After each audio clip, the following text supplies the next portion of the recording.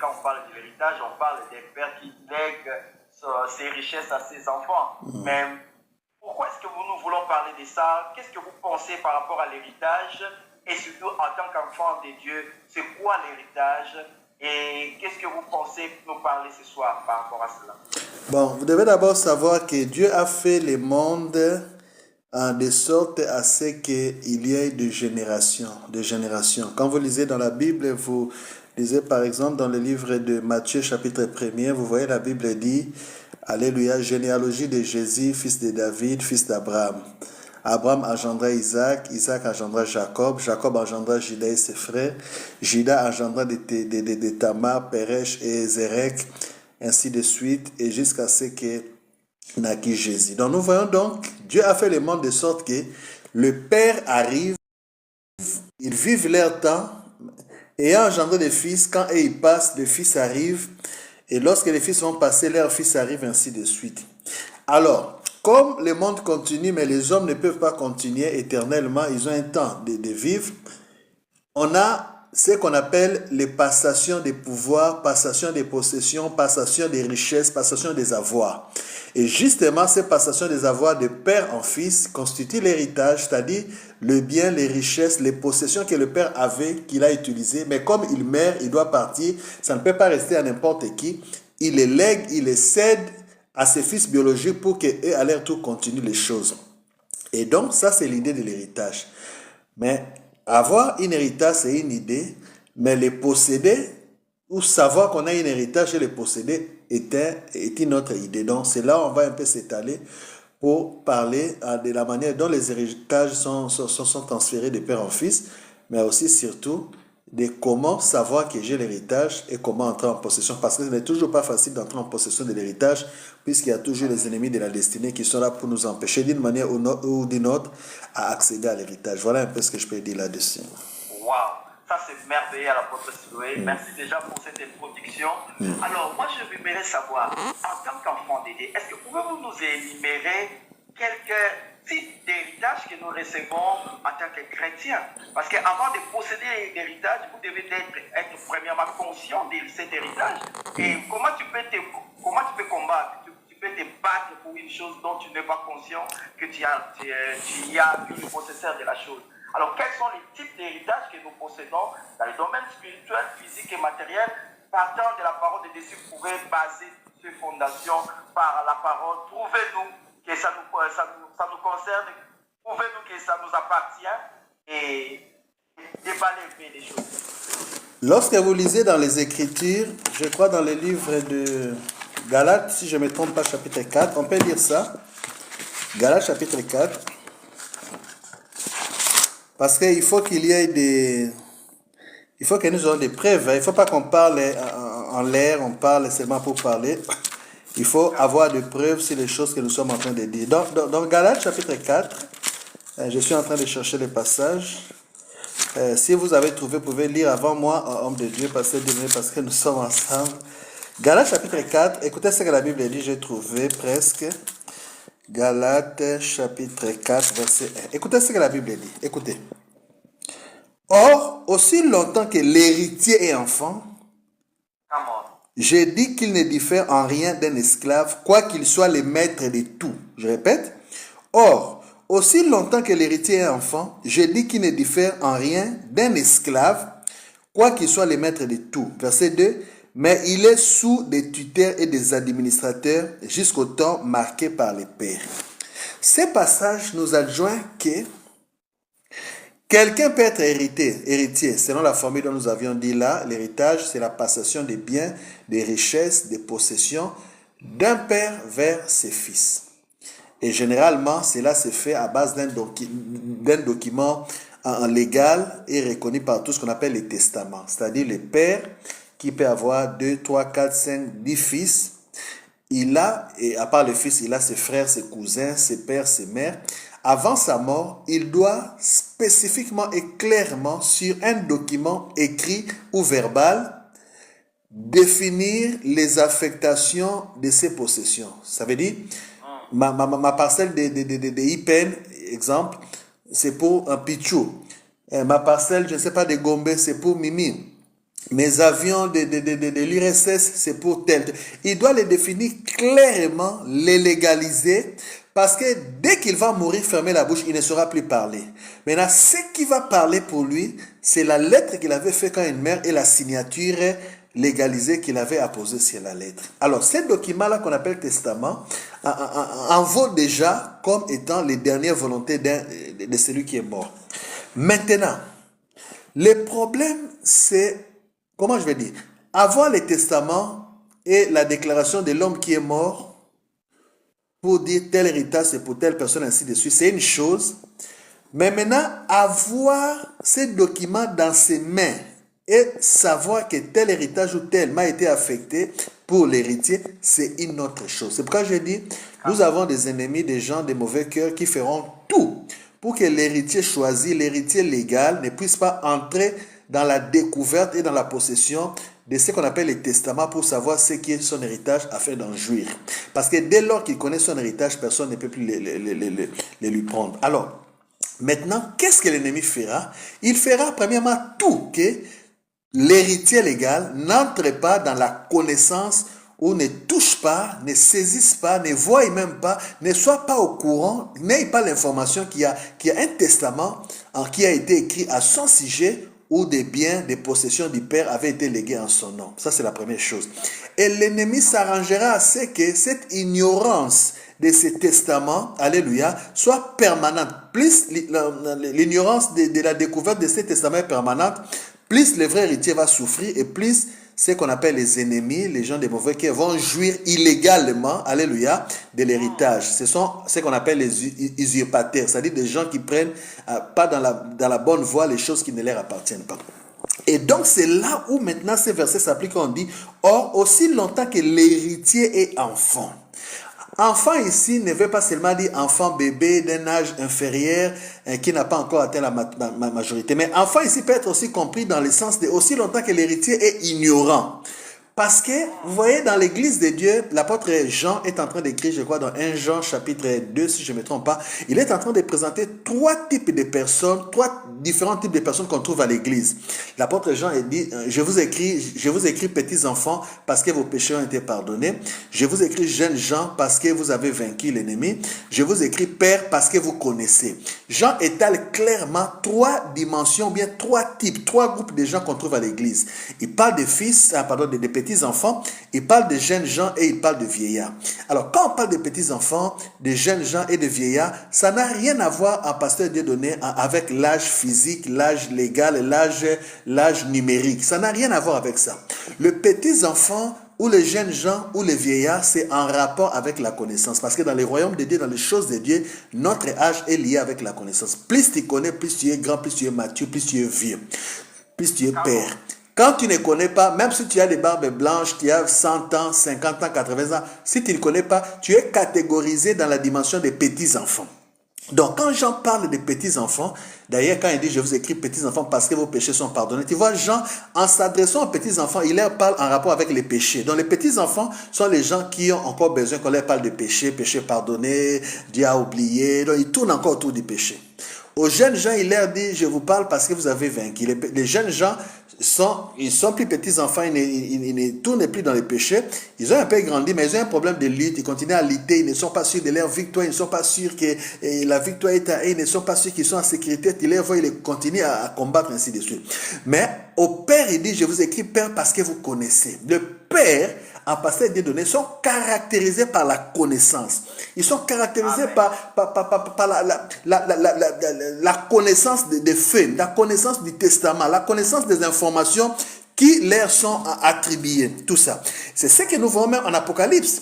Quand l'apôtre Jean dit, la Bible dit, on lui fait voir en disant, on dit qu'il y avait un problème dans le ciel, il y avait les livres étaient là, mais il n'y avait personne pour ouvrir les livres, il n'y avait personne pour lire les livres, il n'y avait personne.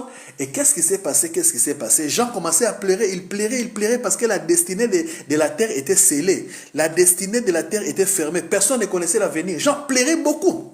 Pendant qu'il pleurait, donc Jean était un jeune Jean. dans cette dimension-là. C'est-à-dire quelqu'un, il doute un peu, il n'a pas confiance. Un vieillard lui dit, petit, ferme la bouche, arrête de pleurer.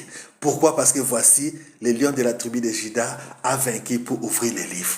Donc il fallait un vieillard, quelqu'un qui connaît, qui a la précision des choses, qui a la maturité, qui connaît et les testaments et les informations du testament et qui est sûr. Il est assis calmement, buvant son jus, dans le calme, parce qu'il sait et il est conscient que le testament est écrit, c'est à moi, qu'il pleuve ou qu'il neige, les choses qui sont écrites est écrite. Et il entre même dans la dimension de Pilate. Pilate a reçu une grande révélation. Vous savez, quand on a pendu Jésus, Pilate a écrit un écriteau qui disait que Jésus, celui-ci est le roi des Juifs. Quand il est venu avec ses gens pour qu'on mette ça, le prêtre a dit, mais Pilate, comment tu écris qu'il est le roi des Juifs? Dis plutôt, écrit que cet homme lui-même a dit qu'il est le roi des Juifs. Pilate leur a dit, ce que j'ai écrit est déjà écrit. Ça, c'est la dimension et la maîtrise des pères. Des gens qui connaissent qu'il y a un testament pour eux et ils savent qu'ils veillent ou qu'ils partent ou que les lions régissent ou quoi, il est calme dans les choses qui sont décidées. Donc, maintenant, aussi longtemps que l'héritier est enfant, c'est-à-dire est ignorant, ne connaît pas les choses, ne connaît pas les testaments, il ne connaît pas les informations, il ne sait pas qu'on a écrit pour lui, on a signé. Aussi longtemps qu'il ignore, la Bible dit, il ne diffère en rien d'un esclave. Donc c'est lui l'héritier, c'est lui le possesseur de tout. Tout est à lui. Mais comme il ne connaît pas, par conséquent il est enfant, la Bible dit il ne diffère en rien d'un esclave. Qu'est-ce qu'un esclave, pasteur Dieudonné? Un esclave constitue une possession. En fait, un esclave, comment je vais dire ça? C'est différent d'un serviteur. Un esclave, c'est différent d'un employé. À l'époque ancienne, quand on parle d'un esclave, il est une des choses parmi les choses du propriétaire. Donc, le propriétaire a des chaussures, il a une voiture, il a une télévision. Parmi les choses qu'il a, il a aussi un esclave. Parce que cet esclave n'a aucun droit. Il ne peut pas réclamer les salaires, il ne peut pas dire qu'il est fatigué, il ne peut pas dire que moi j'ai aussi ma famille. Non. Donc, on lui fait dicter tout ce qu'on veut et il fait tout ce que son propriétaire lui dit. Maintenant, la Bible dit, c'est lui qui est héritier, possesseur de toutes choses. Quand il ne connaît pas, il est enfant, il est ignorant, il est comme cet esclave-là. Regarde un peu cette bassesse. Voilà pourquoi la Bible dit qu'est-ce qu'on fait? On lui donne des administrateurs et des tuteurs qui gèrent pour lui les choses qui lui appartiennent jusqu'à quand? Jusqu'à ce qu'il connaisse. Donc nous sommes là pour parler aux gens de connaître. Parce que aussi longtemps que vous ne connaissez pas, vous êtes un esclave et puis il y a des gens qui gèrent pour vous des choses. Vous savez quand les gens gèrent pour vous des choses, pasteur Dieudonné, qu'est-ce qui arrive? Tu as besoin de $1000, tu dis j'ai besoin de $1000, il dit non, pas $1000, prends $1. Tu n'as pas de choix. Tu es petit, il te gère. Oh, je vais sortir où aller où? Oh, aller avec les amis à Paris. Non, reste ici à Maluku. Tu ne peux rien faire. Mais le jour où l'esclave là connaîtra ses droits, il va expulser les tuteurs et les administrateurs et il peut maintenant commencer à faire les choses comme lui-même veut, aller là où il veut, utiliser l'argent comme il veut et ayant la maturité, il fera les choses de bon augure. Voilà un peu ce que je peux dire jusqu'à ce point. Waouh. Ça c'est vraiment un appel à la connaissance. La connaissance, la responsabilité. Aux investigations bibliques. D'ailleurs, comme Matthieu, je bois mon jus, parce que je connais les promesses. Oh, c'est un athlète, prenez le jus. C'est vraiment bien. Oh my God. C'est un appel à la connaissance. Alléluia. Un enfant de Dieu, Dieu t'appelait à faire des investigations bibliques. Yes. Veillez à la recherche de la connaissance. Amen. Aussi longtemps l'héritier ne connaît pas, il ne diffère à rien d'un esclave. Amen. Voilà pourquoi il sera combat après combat. Combat après combat. Une vie chrétienne deviendra la vie de combat. Mais quand on a la connaissance, la vie chrétienne deviendra la vie de célébration. Alléluia. Oh my God. Alors, apôtre, s'il vous plaît, parlez-nous de quelques différents types d'héritage. Peut-être l'héritage de la santé, l'héritage de la prospérité. Est-ce que la prospérité aussi, c'est pas charnel, s'il te plaît? Je pense que cet héritage, c'est seulement spirituel, il faut avoir des dons, parce qu'on cherche des dons de prophétie et des dons de parler à l'âme. Mais je ne sais pas quel genre d'héritage il s'agit. Nous n'avons pas d'autre base, si ce n'est l'expression verbale de Dieu lui-même qu'on appelle la parole de Dieu. La Bible dit dans le livre des Hébreux, Dieu, je vais lire quand même ce passage avant de donner les différents types de l'héritage. Hébreux chapitre 1er, qu'est-ce que la Bible dit? Hébreux chapitre 1. On peut lire ça, Hébreux chapitre 1er. Écoutez ce que la Bible dit. Écoutez. Je commence à partir du verset 1er. Après avoir autrefois après avoir autrefois à plusieurs reprises et de plusieurs manières parlé à nos pères par les prophètes, verset 2, Dieu dans ces derniers temps nous a parlé par les fils qu'il a établi héritiers de toutes choses. Yes. Après avoir autrefois à plusieurs reprises et de plusieurs manières parlé à nos pères par les prophètes, Dieu dans ces derniers temps nous a parlé par les fils. Ça veut dire, quand on dit les derniers temps, les temps de la fin, ce n'est pas seulement quand Jésus va revenir. Les temps de la fin ont commencé depuis que le Saint-Esprit est venu le jour de la Pentecôte. Parce que souvenez-vous, Dieu avait donné la promesse. Dans les derniers jours, dit Dieu, c'était la promesse de Joël chapitre 2. Dans l'Ancien Testament, Dieu a dit, dans les derniers jours, dit Dieu, je répandrai de mon esprit sur toute chair. Vos fils et vos filles prophétiseront, vos jeunes gens auront des visions, vos vieillards auront des songes. Quand est-ce que cette promesse s'est accomplie? C'était dans les derniers temps. Quand? C'était le jour de la Pentecôte. C'est là aussi que s'accomplit la promesse de Dieu qui avait dit qu'il donnera la pluie de la première et de l'arrière-saison. Le Saint-Esprit qui descend, c'est l'accomplissement de la pluie de la première et de la deuxième saison, donc ensemble. C'est-à-dire inabondante, abondante. Permettez-moi la tautologie. C'est en même temps aussi ce qu'on appelle les temps de rafraîchissement. Il dit, Pierre dit à ceux qui l'écoutaient, Dieu enverra les temps de rafraîchissement. Donc, ces temps de rafraîchissement, ces derniers temps où Dieu nous a parlé par le Fils, a commencé depuis les jours de la Pentecôte où le Saint-Esprit est descendu, jusqu'à quand Jésus reviendra, Dieu nous parle par le Fils.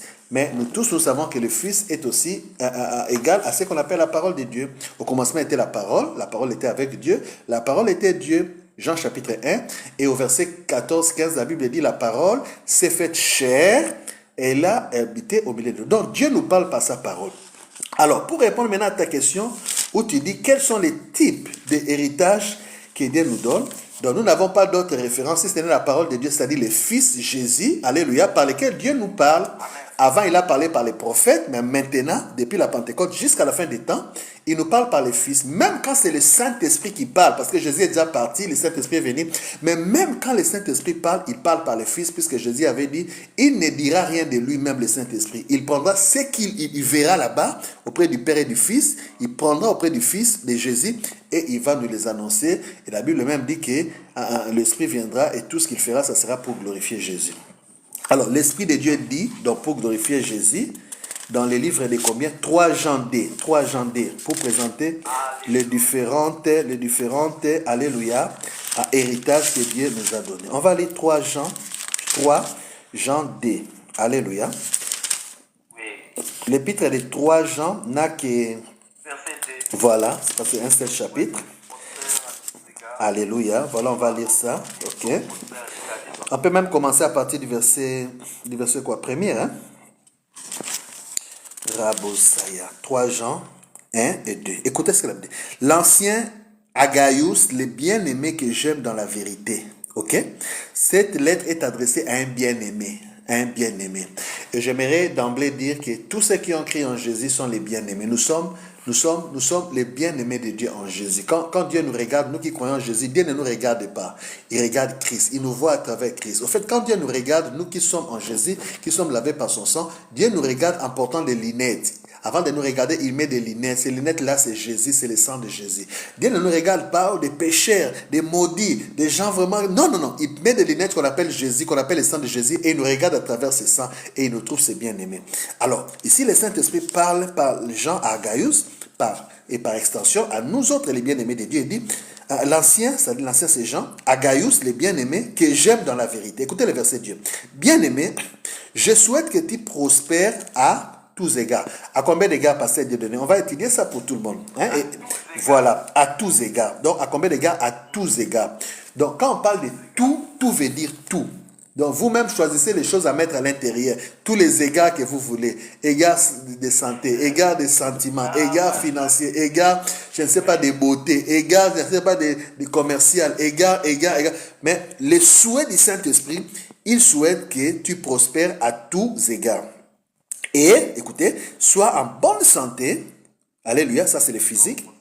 Comme prospère l'état de ton âme. Et quand on parle de l'âme, c'est l'aspect spirituel. C'est-à-dire l'aspect qui n'est pas touchable et qui n'est pas palpable, c'est-à-dire le domaine de l'esprit. Donc, Si nous pouvons dire brièvement, par rapport à ces versets, il y a 3 niveaux dans lesquels ou par lesquels Dieu veut que nous puissions prospérer. Il y a les niveaux de tous égards qu'on peut assimiler au niveau matériel. Alléluia, tous égards, tout domaine, tout. Il y a les niveaux, alléluia, de bonne santé. Amen. Donc la bonne santé qui est liée à notre corps, à notre santé. Et il y a le niveau de la prospérité de l'âme. Donc, en bref, nous voulons dire que Dieu, en créant l'homme, il a créé l'homme qui est en réalité un esprit, ok, qui possède une âme et qui habite dans un corps. L'apôtre Paul l'écrit bien quand il écrit au Thessaloniciens, je crois, il dit que le Dieu de paix vous garde tout votre être, il dit l'esprit, ok, l'âme et le corps. Donc, et ici l'apôtre Jean dit, je souhaite que tu prospères à tous égards. Tous égards. Donc ça sous-entend esprit, âme et corps. Et je dis ceci, on dit souvent à la maison du Père Pasteur Dieudonné, Dieu serait un père irresponsable. Il a 3 enfants, un enfant qui s'appelle esprit, un autre qui s'appelle âme, un autre qui s'appelle corps. Et quand il vient du boulot, Dieu, Papa Dieu, il amène seulement les bonbons et les biscuits à l'enfant qu'on appelle esprit. Qu'il soit spirituel, qu'il ait des dons spirituels, qu'il voit les visions, qu'il soit puissant. S'il souffle comme ça, les gens tombent. Spirituellement, il est riche. Il voit les démons. C'est un homme spirituel. Il a des versets, tout. Il donne seulement à cet enfant esprit, mais il ne s'occupe pas de l'âme qui est le bien-être, les sentiments de s'aimer, les sentiments d'assurance de soi, d'estime de soi, d'émotion, la quiétude, la paix dans son cœur, l'assurance, tout ça. On ne les nourrit pas. Et moins encore le corps qui est ce qui est visible. Il est sale, il est malade, il a des boutons, il est maigrichon, il n'a pas d'argent, il ne mange pas. Quand il fait froid, il tremble parce qu'il n'a même pas une maison pour dormir. Et puis, à l'hiver, il est dehors, il tousse là et tout ça. Et ce corps n'a pas d'habit sale. Quand il va pour prêcher, les gens disent quoi? Nous voulons prêcher que Jésus, qu'on suive ton Jésus, qu'on devienne comme toi, dans les corps sales, médiocres, mesquins, malheureux. Quand les gens voient, ils ont pitié, ils jettent la salive. Ils ne veulent même pas que ces enfants viennent. Quand un tel corps est ami à leur enfant, ils interdisent à leur enfant d'être l'ami. Non, ça c'est quel Dieu? Il va s'occuper seulement d'un seul fils qu'il a, qu'on appelle esprit, et il ne s'occupe pas de l'autre fils qu'il a, qu'on appelle âme, de l'autre fils qu'il n'a pas, qu'on appelle or. C'est Dieu qui a créé l'esprit, c'est Dieu qui a créé l'âme, c'est Dieu qui a créé le corps. Donc, étant ce Père qui a créé ces 3 parties de l'homme, il est normal, en étant un Père responsable, de s'occuper des 3 parties. C'est pourquoi Jean dit, je souhaite que tu prospères à tous égards. Donc, Pasteur Dieudonné, l'héritage que Dieu nous a légué, c'est un héritage de l'homme plénipotentiel. C'est-à-dire l'homme corps, l'homme âme, l'homme esprit. Dieu veut que tu prospères à tous égards. Tu manges bien, tu t'habilles. D'ailleurs, un verset que j'ai partagé aujourd'hui, c'est dans Joël, je crois, chapitre 2. La Bible dit, vous mangerez, vous rassasierez et vous bénirez l'Éternel qui vous aura fait du bien. Et il n'y aura plus jamais de confusion pour mon peuple. Donc, tu manges, tu te rassasies, et puis tu loues Dieu parce qu'il t'a fait du bien, et puis la Bible dit qu'il n'y aura plus de confusion. Donc voilà ce que Dieu veut. Donc bref, l'héritage de Dieu est un héritage qui touche à l'esprit, le bien-être spirituel, c'est-à-dire la relation avec Dieu. Tu es sauvé, tu es pardonné de tes péchés, tu vas bien avec Dieu, tu n'as pas de culpabilité, tu dors en paix, tu te réveilles en paix. Et puis tu as des révélations, tu as des rêves, tu as des prophéties, tu as tous les dons spirituels. Mais en même temps, ton âme est dans la joie, tu as les plaisirs. Tu n'as pas de dettes des gens, ta conscience est calme. Tu es en paix, tu ne dors pas avec en sachant qu'on va me chasser de la maison. Ou bien tu as des soucis de maladie, de stérilité dans la famille. Non, tu es calme. Tu es calme, tes sentiments, ton amour, ton intelligence dans la paix. Parce que Dieu, alléluia, t'a fait du bien. Mais aussi ton corps t'appartient. Et merveilleux, la Bible dit, tous qui te verront reconnaîtront que tu es une race bénie de l'Éternel. Les gens ne vont pas voir ton esprit ni ton âme, ils voient ton corps. Ils voient ta posture physique, ils voient ta maison, ils voient ton véhicule, ils voient la manière dont tu marches, la manière dont tu payes tes factures. Voilà ce que Dieu veut de nous. Voilà l'héritage. Voilà l'héritage. Donc l'héritage, ça concerne toutes les parties de l'homme. Je souhaite que tu prospères à tous égards, que tu sois en bonne santé physiquement. Et comme l'état de ton âme, et là, non, nous disons la maladie n'a aucune place. Voilà pourquoi quand Jésus meurt sur la croix, mon frère, pasteur Dieudonné, Jésus s'occupe de tous les défis humains, de tous les défis humains. Il y a ces 4 bénédictions ou ces 4 vérités. Premièrement, regardez, La Bible dit, lui qui n'avait commis aucun péché, Dieu l'a fait devenir, lui Jésus, péché, pour que nous devenions la justice de Dieu. Donc, Jésus devient péché, conséquence, il est condamné. Alors, si moi je revais son habit de la justice, celui qui est juste, on ne le frappe pas. On ne condamne pas les justes, on ne condamne pas celui qui n'a pas fait du mal. Donc, il veut que je sois dans la paix, dans la joie, parce que lui, il a été condamné pour moi.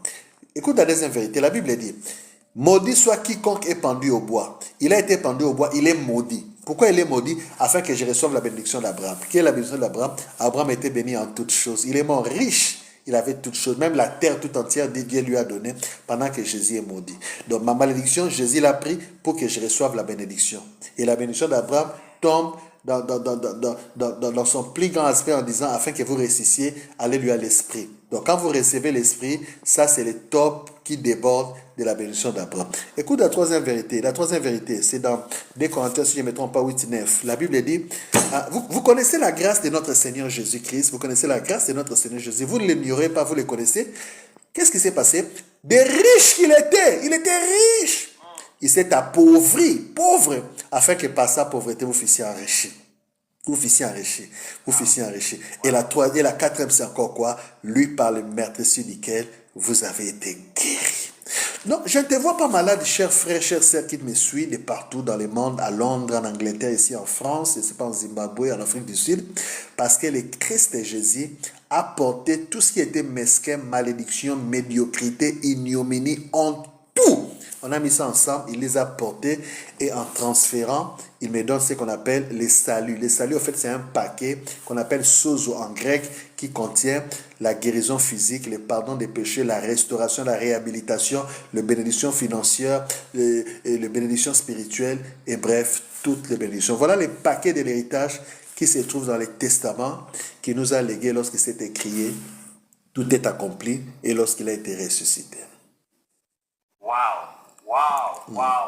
Ça, c'est ce qu'on appelle une vie panoramique de la Bible. Donc, vous avez parcouru la Bible pour nous déceler ces points. Amen. Pour prouver réellement, bibliquement parlant, Amen. l'héritage que nous avons reçu de la part de Dieu, l'héritage pour notre esprit, pour notre âme et pour notre corps. Je me souviens encore, quelques années passées, on était au Congo. Je suis allé t'accompagner dans un séminaire à Kalam. À Kalam.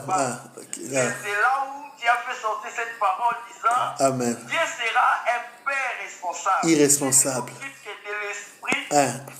de l'âme et ne pas s'occuper de notre corps. Non.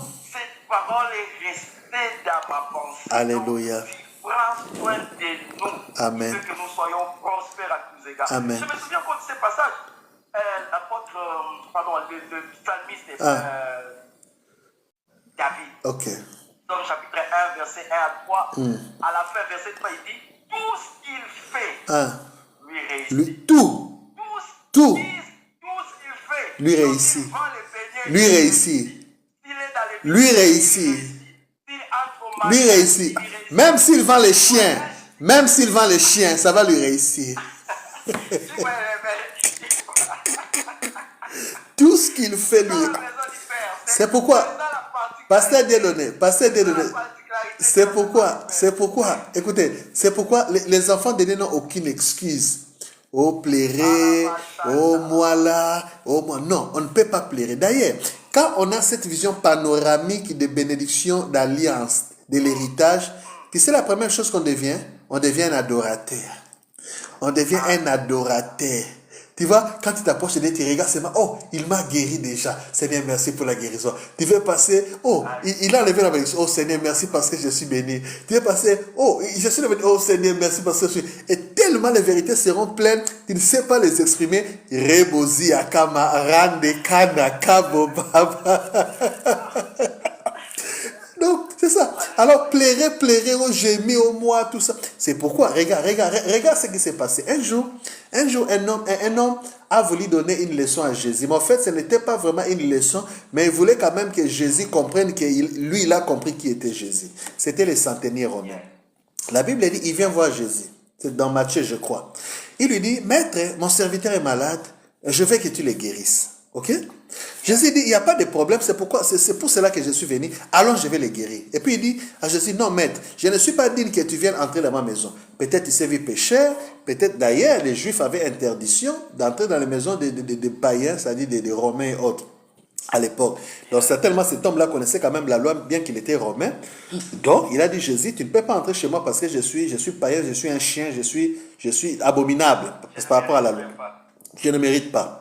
Mais il dit à Jésus quelque chose. Il lui dit, mais maître, écoute-moi. Tu n'as pas besoin de venir vers ma maison, mais à partir d'ici seulement, tu peux dire un seul mot et mon serviteur sera guéri. Maintenant, pour convaincre Jésus de ce qu'il disait, il lui a dit, tu me vois là comme je suis un centenier romain, c'est-à-dire un officier qui dirige 100 soldats. Il dit à Jésus, je suis un centenier romain. Mais dans l'armée où nous sommes, moi, en tant que centenier, j'ai aussi mes supérieurs dans l'armée, mais j'ai aussi des officiers qui sont mes inférieurs, mais j'ai aussi mon serviteur. Alors, dans ma position de centenier, d'officier centenier, je dis à ceux qui sont en dessous de moi, va, et il va, viens, et il vient, et je dis à mon serviteur, fais ceci, et il le fait. Quand Jésus l'écoute, Jésus dit, caca. Mais même en Israël, je n'ai jamais vu, je n'ai pas vu une grande fois. Au fait, cet homme voulait dire à Jésus ceci. Moi, dans notre armée romaine humaine imparfaite, tout ça, des hommes, l'autorité respectée. Quand moi, l'autorité, je dis à un subalterne, va, il va, viens, il va. Maintenant, à combien plus forte raison, toi, le roi de l'univers, toi, le seigneur des seigneurs, toi, le roi. Parce que là, c'est dans Matthieu, je crois, où on présente Jésus-Christ comme le roi.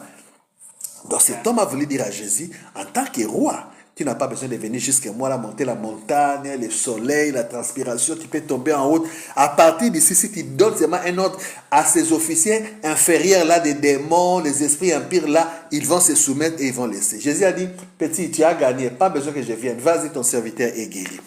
Or, la Bible nous révèle maintenant que l'onction là que Jésus avait reçue, c'était l'onction royale. Pourquoi? Parce qu'au fait, la Bible dit dans Psaume 133, verset 1 jusqu'en bas, l'huile tombe sur la tête d'Aaron, ça descend sur sa barbe et ça descend jusqu'au bord de son vêtement. Mais nous savons que Aaron, le véritable souverain sacrificateur, ce n'est pas Aaron, hein? Lui n'était que l'ombre. Le véritable souverain sacrificateur, c'est Jésus. Lui qui a traversé le tabernacle le plus grand, qui n'est pas fait de main d'homme, c'est-à-dire les siens.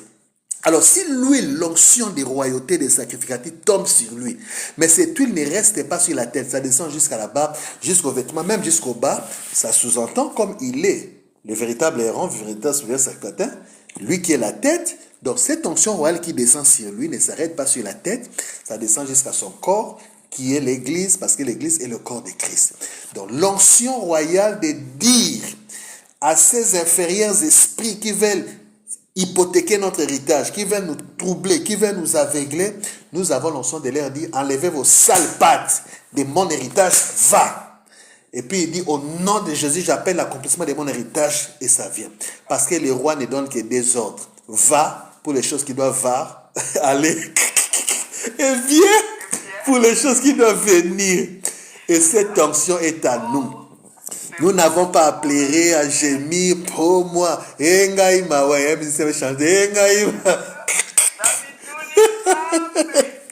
Va. C'est que je ne veux pas que ça soit avec moi. Viens. C'est que je veux que ça vienne parce que l'onction royale, l'onction des héritiers est avec nous. Mais autre chose, si je peux continuer, pasteur Dieudonné. Vous savez, avec cette affaire des héritages aussi, nous devons aussi tenir compte de ceci. La Bible dit dans 1 Jean chapitre 1, à tous ceux qui l'ont reçu, à ceux qui croient en son nom, il leur a donné le pouvoir, écoutez bien, de devenir enfants de Dieu. Quand on dit devenir, ça veut dire avant nous ne l'étions pas. Là, ça entre maintenant ce qu'on appelle l'adoption. Au fait, nous étions esclaves. Nous étions là, esclaves, vendus, tout ça. Mais tu sais, à la période romaine où Paul parle de l'adoption, qu'est-ce qui est arrivé? Un homme pouvait être un esclave d'un chef, d'un maître et tout ça. On lui fait faire tout, l'héritier esclave, tout ça, l'enfant. Mais le jour où on l'adopte par un seigneur, par un maître, par un roi, l'adoption régissait ses faits. Quand on t'adopte, tu quittes la famille où tu étais là-bas, où tu étais esclave, ok? 2, tu entres dans la nouvelle famille, amen. 3, les possessions des enfants du nouveau maître qui t'a accueilli deviennent tes possessions. Tu entres dans la liste de ces enfants et tout son héritage est aussi ton héritage à toi. C'est pourquoi la Bible dit, nous aussi, quand on a été adoptés, fils, Dieu a envoyé dans nos cœurs l'esprit d'adoption qui crie Abba Père. Ça veut dire qu'il crie maintenant là, ou qui crie moi là maintenant, moi. Dieu est devenu mon père. Parce que Abba, c'est aussi un terme araméen, à part le fait que ce soit un terme grec, un terme hébreu. En araméen, ça veut dire, quand quelqu'un dit Abba, ça veut dire, celui qu'il appelle, c'est son propre père. Donc, en tant que maintenant héritier, comme le dit les textes que nous avons dit dans Galates, maintenant, je ne suis plus esclave, ayant reçu l'esprit d'adoption, parce que Dieu, pour montrer qu'il nous a adoptés, il a envoyé dans nos cœurs l'esprit de son Fils qui crie Abba Père. Donc, ce qui fait que maintenant, je ne suis plus esclave. Mais si je ne suis plus esclave, qu'est-ce que je deviens? Écoutez ce que la Bible dit. Écoutez ce que la Bible dit, toujours dans Galates chapitre 4, alléluia, à partir du verset 6. Et parce que vous êtes fils, Dieu a envoyé dans nos cœurs l'esprit de son Fils, lequel crie Abba Père. Verset 7. Ainsi, tu n'es plus esclave, mais fils. Et si tu es fils, tu es aussi héritier par la grâce de Dieu. Et quand on dit que tu es héritier, toutes les possessions de Dieu deviennent à toi. La Bible dit que nous sommes héritiers de Dieu et co-héritiers avec Christ. C'est-à-dire, tout ce que Christ a eu du Père, moi aussi je les ai eu. Tout ce que Christ possède du Père, moi aussi je les possède. Qu'est-ce que maintenant Christ possède du Père? Hébreux chapitre 1, verset 1. Écoutez, Hébreux 1, 2. Dieu dans ces derniers temps nous a parlé par les fils, écoutez, qu'il a établi héritier de combien de choses? De toutes choses. Jésus est l'héritier de toutes les choses de Dieu. Comme je suis héritier de Dieu, co-héritier de Christ, je suis héritier de toutes les choses de Dieu. C'est pourquoi un jour Jésus-Christ a scandé les gens. Il a dit, tout ce que le Père a est à moi. C'est pourquoi je dis que le Saint-Esprit prendra de ce qui est à moi et vous l'annoncera. Au fait, Jésus voulait dire ceci. Que je dise que le Saint-Esprit prendra de ce qui est à moi et vous l'annoncera. Que je dise que le Saint-Esprit prendra de ce qui est au Père et vous l'annoncera. C'est la même chose parce que tout ce qui est au Père est pour moi. Et le Père de la parabole avait aussi dit au Fils, mon enfant, tu es toujours avec moi et tout ce que j'ai est à toi. Donc, ce qui est l'eau. Tu es toujours avec moi. Tout ce qui est à moi est à toi. Pasteur Dieudonné, Dieu est notre Père en Jésus. L'héritage entier de Dieu, tout ce qui appartient à Dieu, nous appartient. Malheureusement, le diable fera tout pour que vous ne connaissiez pas ces choses. Et quand vous ne connaissez pas, vous mourrez parce que mon peuple périt parce qu'il manque la connaissance. L'ignorance tue. Mais nous avons déjà choisi depuis longtemps. Mon peuple périt parce qu'il manque la connaissance. Mais nous avons déjà compris avec notre père, notre coach, notre père, David Oyedepo, que le plus grand ennemi du chrétien, ce n'est pas le diable. Le plus grand ennemi du chrétien, ce ne sont pas les sorciers. Le plus grand ennemi du chrétien, ce n'est pas les démons. Ils sont trop petits. D'ailleurs, la seule chose qu'ils devraient, diable, démons, sorciers, la seule chose qu'ils devaient connaître de nous, c'est seulement les numéros de nos chaussures. Pourquoi? Parce que Jésus avait dit qu'ils sont sous nos pieds. Comme les numéros de chaussures, c'est sous les pieds. Donc, comme ils peuvent regarder en sous les pieds, c'est seulement un numéro de chaussures. Toutes les autres choses, ils ne peuvent pas les connaître. Pourquoi? Parce que, alléluia, tout ce qui est au Père est à nous. Tout ce qui est au Père est à nous. Une question pertinente, apôtre. Oui. Parce qu'on est en train d'avancer. Il y a quelqu'un qui nous suit, mais qui va nous dire, mais apôtre, vous parlez très bien. Ça, ce sont des révélations. Je viens de comprendre la vue panoramique de la Bible de mon héritage. Donc, tu m'as donné les documents, la fiche parcellaire. Ça me montre que oui, j'ai les documents. Mais pour y posséder, tu m'as dit que j'ai droit à la santé divine, mais je suis malade jusque-là. Tu m'as dit que j'ai droit à l'héritage de la santé, de la prospérité. Mais tu ne connais pas, je souffre. Ceux qui sont au Congo, 29 mois impayés. Ceux qui sont en France, on parle des gilets jaunes. En Angleterre, on parle, je ne sais pas si c'est quoi, des cost of living. Alors, en fait, que dois-je faire pour accéder à mon héritage? Y a-t-il des clés? Il y a quoi? Y a-t-il des principes? C'est quoi? Comment faire? Merci beaucoup. Est-ce que c'est seulement connaître, je m'assis, ou quoi encore? Merci, Pasteur Dieudonné. Quand la Bible parle du terme connaître, connaître, ce n'est pas un verbe passif. Connaître n'est pas un verbe passif. En fait, connaître dans son étymologie veut dire naître avec. Naître avec. En fait, connaître, ça veut dire entrer en et lui entre. En fait, connaître, c'est les rapports sexuels. Voilà. L'homme entre dans la femme, ils sont un. Quand on dit connaître Dieu, ce n'est pas avoir seulement des informations sur Dieu. Mais connaître Dieu, ça veut dire posséder Dieu et être victime des richesses, des choses qu'il donne, des choses qui sont manifestes. Quand on dit connaître, ça veut dire ce qui est à lui devient à moi et je le vis. Alors, je te pose une question. Lorsque nous sortons tous les matins pour aller au travail et qu'il pleut, il pleut. La pluie là tombe pour les bonnes personnes, c'est moins bien pour les mauvaises personnes. Pour les déranger à ne pas aller au travail. Pour tout le monde. Lorsque nous sortons pour aller au travail, il y a un grand soleil, ou bien au retour, il y a un grand soleil. Ce grand soleil qui chatouille les gens tombe pour tout le monde ou bien seulement pour les ennemis de Dieu. Le problème, ce n'est pas le soleil. Le problème, ce n'est pas la pluie. Mais le problème, c'est qu'est-ce que tu utilises pour te protéger du soleil? Qu'est-ce que tu utilises pour te protéger de la pluie?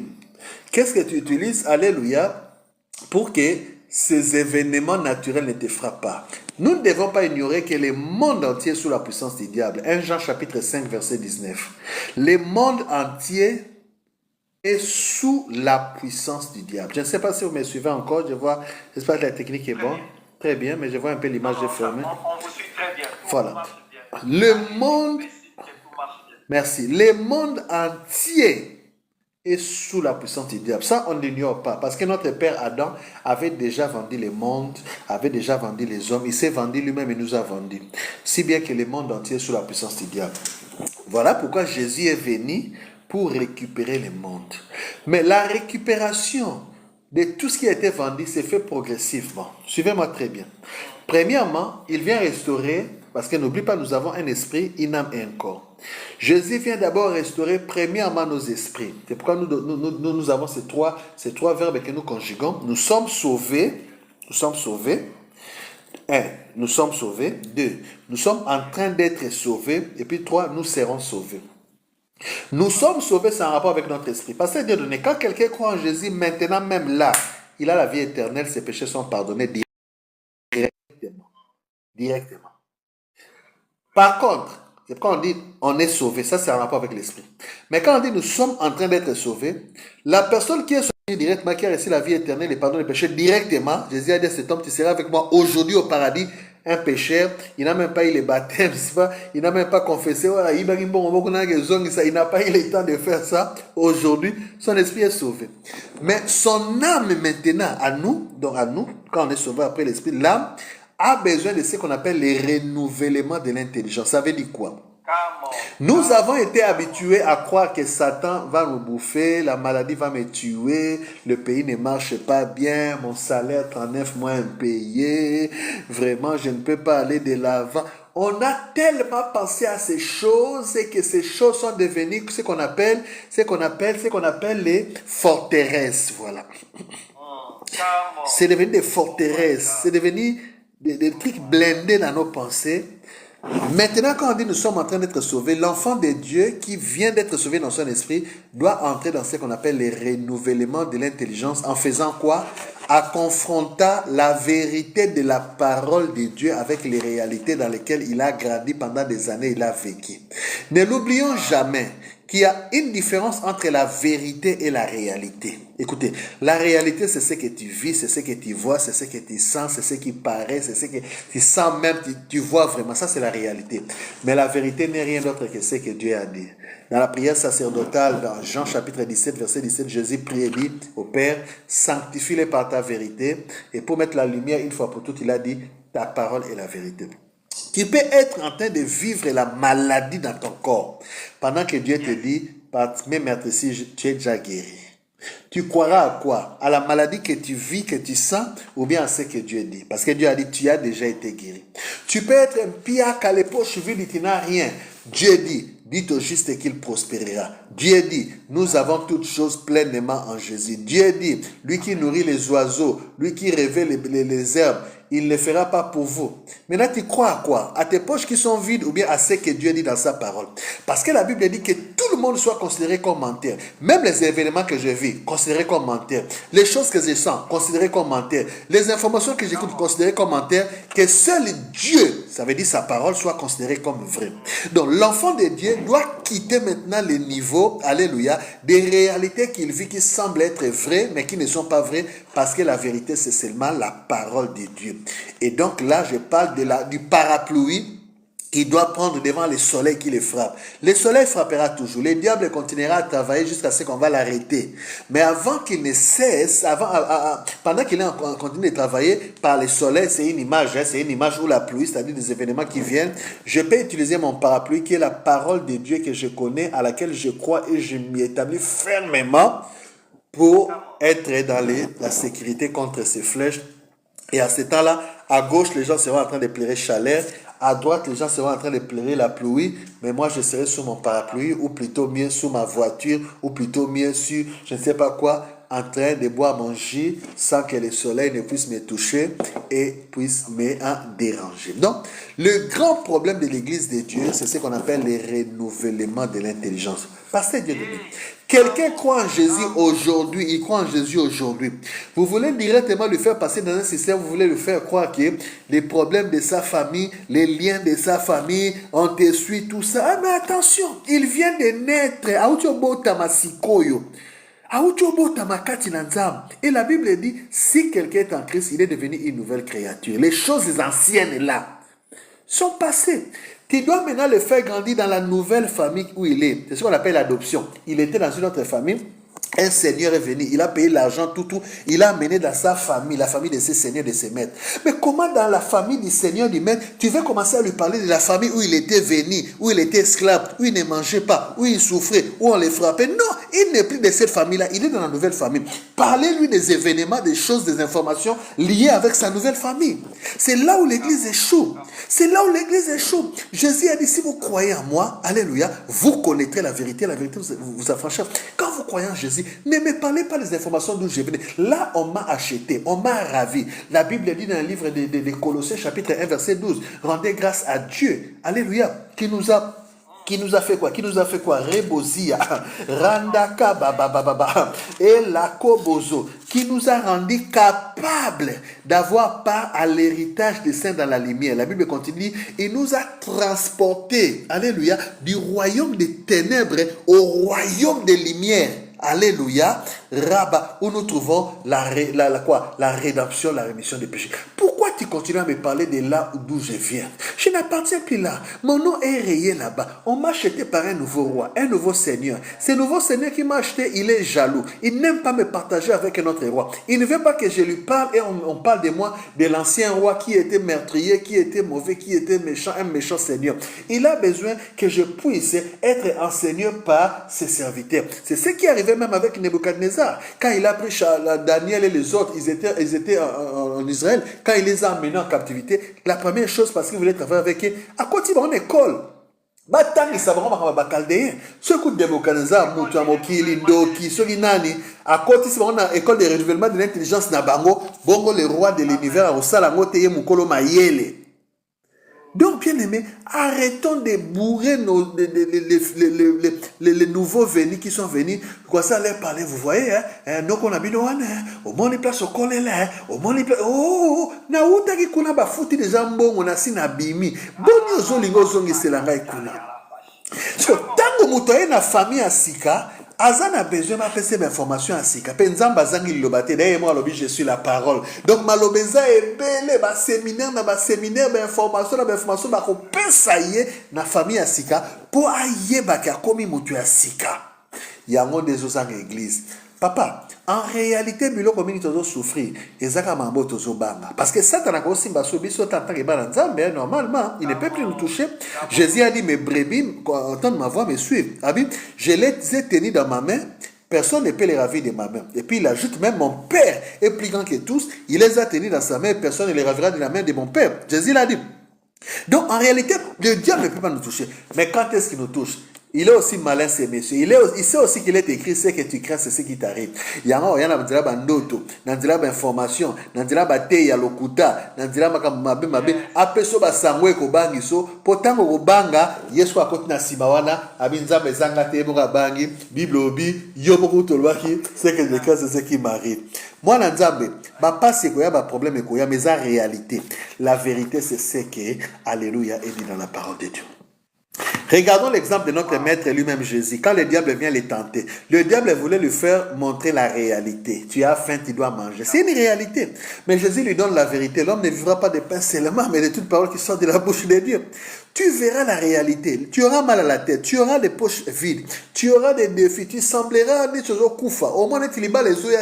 Écoute-moi. Ne tiens pas compte de cela. Il y a à côté la vérité qui ne trompe pas. Dieu est derrière sa parole pour l'accomplir. Prends-le, il est écrit. Brave-le devant la réalité que le diable te présente. Attention à résister première fois, deuxième fois, troisième fois, au sukarana au kima. Mais attention, ils sont baleroya, qu'au changer équipe et gagner raté. Au commencement était la parole était avec Dieu, la parole était Dieu. Toute chose passera. Ta maladie passera. Ton piaka passera. L'insuccès passera. La médiocrité passera. Mais la parole de Dieu ne passera pas. S'il te plaît, que il est écrit soit avec toi. Et la troisième vérité, nous serons sauvés. Nous serons sauvés. Nous serons sauvés, ça c'est en rapport avec notre corps. Parce que bien que notre esprit est déjà sauvé, notre âme est en train d'être sauvée par la connaissance qui nous fait grandir.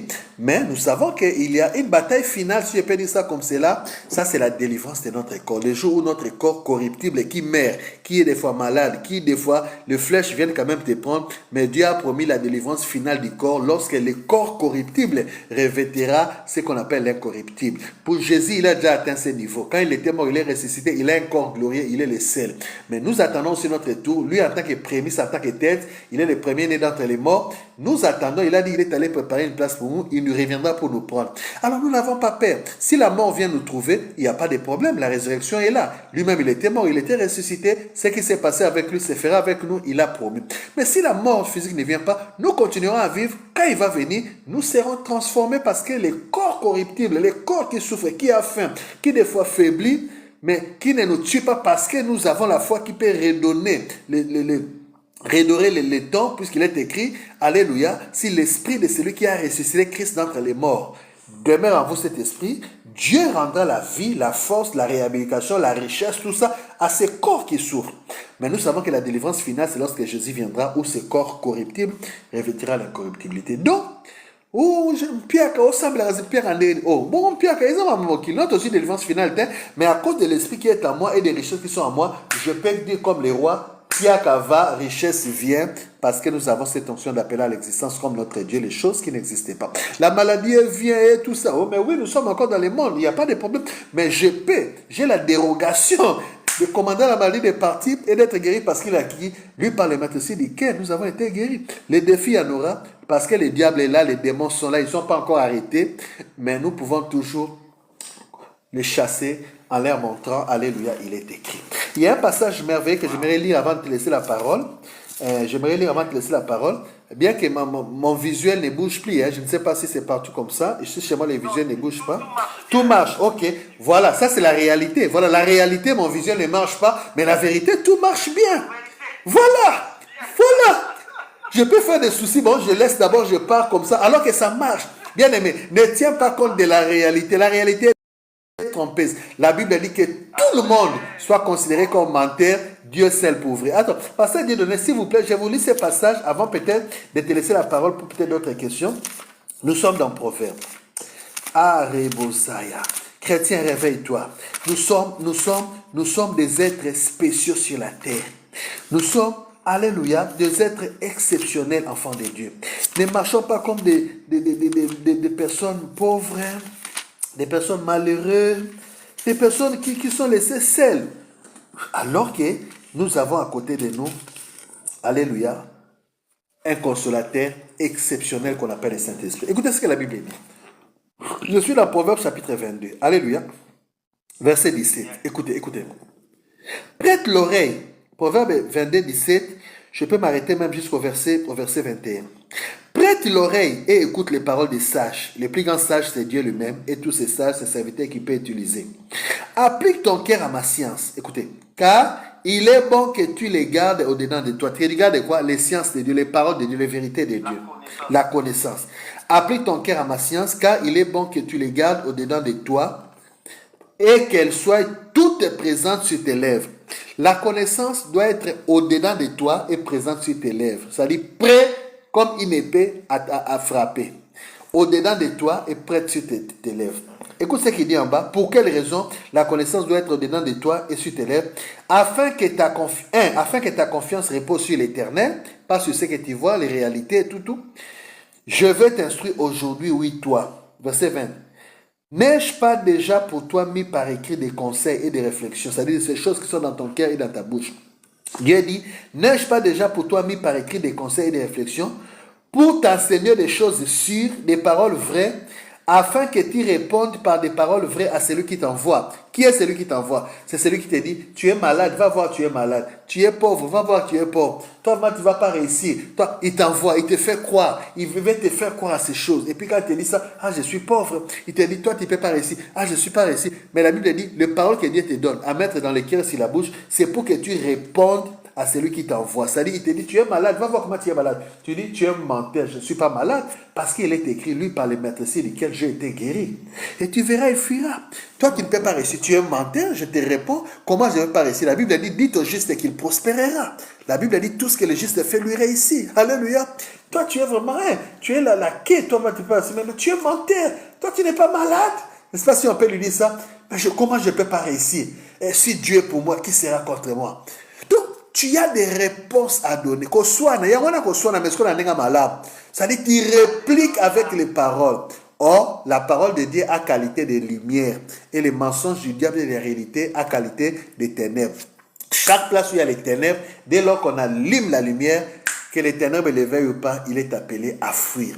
Le problème, c'est que les enfants de Dieu n'ont pas dans leur cœur et sur leurs lèvres de paroles, de connaissances, des informations pour répliquer à ceux qui les envoient. Jésus répondait toujours aux questions qu'on lui disait. Il répondait toujours aux attaques des ennemis. Il répondait toujours. Quand on lui disait une chose qui n'était pas en ligne, il répliquait. Quand on lui disait, mais comment votre maître mange avec les gens de mauvaise vie? Il répliquait, non, ce sont les malades qui viennent chercher les médecins, pas les gens qui sont en bonne santé.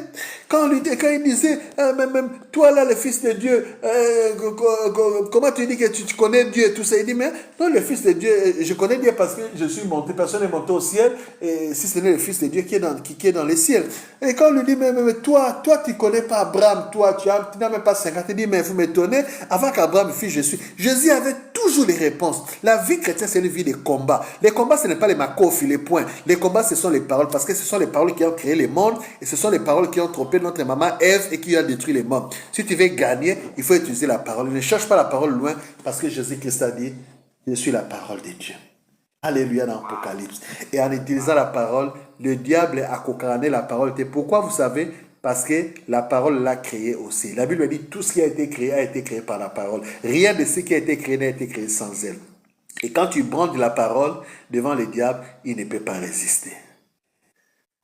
Raboussi à maman. Waouh. Abraham, Romains chapitre 4, verset 18, la Bible dit, espérant contre toute espérance. Abraham crie en sorte qu'il devint père d'un grand nombre. Alléluia. Oui, voilà. Ce qui avait été dit, quelle sera ta postérité? Écoutez verset 19. Et sans faiblir, voilà la réalité, la vérité. Ça, c'est la réalité. Les corps isés, la réalité. Ah, Boule Poussani, j'ai 100 ans, c'est la réalité. Mais Sarah ne peut plus avoir des enfants, il a la ménopause au carré, c'est la réalité. Ah, vraiment, mais moi, c'est la réalité. Oh, le ministère, depuis que j'ai commencé, c'est ma 20 personnes, c'est la réalité. Oh, moi là, vraiment, on vient de m'enlever du boulot, c'est la réalité. Depuis que je suis dans ces foyers, je n'ai pas d'enfants, c'est la réalité. Et la Bible a dit que toutes les personnes, y compris la réalité, soient considérées comme menteurs, seul Dieu, c'est-à-dire la parole, soit considérée pour vraie. Abraham a dindami. Quand on dit espérant contre toute espérance, ça veut dire il a continué à croire même là on ne pouvait pas croire. Là c'était impossible jamais. C'était impossible jamais, mais lui il a dit ça va marcher parce que c'est lui qui a fait la promesse est fidèle. Et c'est à cause de cela, par sa foi, qu'il a été imputé comme juste. Et il est devenu ami de Dieu. Amen. Oh mon Dieu. Voilà comment est-ce que cet entretien est bénéfique. Riche en vitamine D. Alléluia. Spirituel. Riche en vitamine. Oh my God. On est béni, Seigneur. Riche en vitamine P, Père. Riche en vitamine P, Père. Riche en vitamine F, Fils. Riche en vitamine S et Saint-Esprit. Rabozia mama mazeba. Oh mon Dieu. Pasteur Dieudonné. Pasteur Dieudonné. Pasteur Dieudonné. Chers téléspectateurs, soyez au rendez-vous à chaque fois que nous annonçons qu'il y a un entretien qui va arriver. Donc, soyez au rendez-vous. Parce que nous voulons séquer, étudier des investigations. Alléluia. Aller en tourisme au pays de la parole. Rabozaya. Vous entrez dans la parole, déceler ce qu'est la parole. Alléluia. Vous savez, comme les mages, ils ont étudié. Oui. Quand l'étoile était perdue, Hein. ils sont allés faire des investigations Oui. dans la parole pour savoir. Mais Oh. on ne voit plus l'étoile. Rabba. La parole a dit ceci. Amen. On ne voit plus l'étoile. Il faut chercher. Il faut appeler les scribes. Il faut appeler tous ces gens-là pour rechercher. La Bible dit ta parole est une lampe à mes pieds, une lumière. Il faut appeler sa torche à l'Ilobanza, mais pour mon étoile et bungi. La Bible dit une femme, quand elle a perdu une drachme, 5 drachmes, il va allumer la torche dans sa maison. Il va allumer. Les Baches ont perdu l'étoile. Mais ils l'ont trouvé par la véritable étoile qui est la parole de Dieu. Et ils ont retrouvé l'étoile et ça les a conduits vers Jésus. Beaucoup d'enfants de Dieu, en recherchant les choses pasteur Dieu donné, ils n'allument pas la lumière. Ils ne cherchent pas dans les Écritures. Ils ne cherchent pas dans les Écritures. Ils ne cherchent pas. Même quand nous allons sur les montagnes pour prier, aller sur les montagnes, c'est une très bonne chose. Mais en y allant sur la montagne, n'y allez pas même réduit. Allez avec les Écritures. La prière est bonne. Tu poses des questions à Dieu, mais Dieu te répondra par la parole, par la parole, par la parole. N'allez pas chercher Dieu, parler, puis vous rentrez sans que Dieu vous parle. Il faut qu'il vous parle. Parce que c'est sa parole qui est suivie. C'est pourquoi je parlais de l'école du renouvellement de l'intelligence pour nos amis qui étaient là. Vous avez compris. Oui. On a parlé sur la foi, on a parlé sur la santé divine, on a parlé sur le combat spirituel, on a parlé de la vraie réalité, comprendre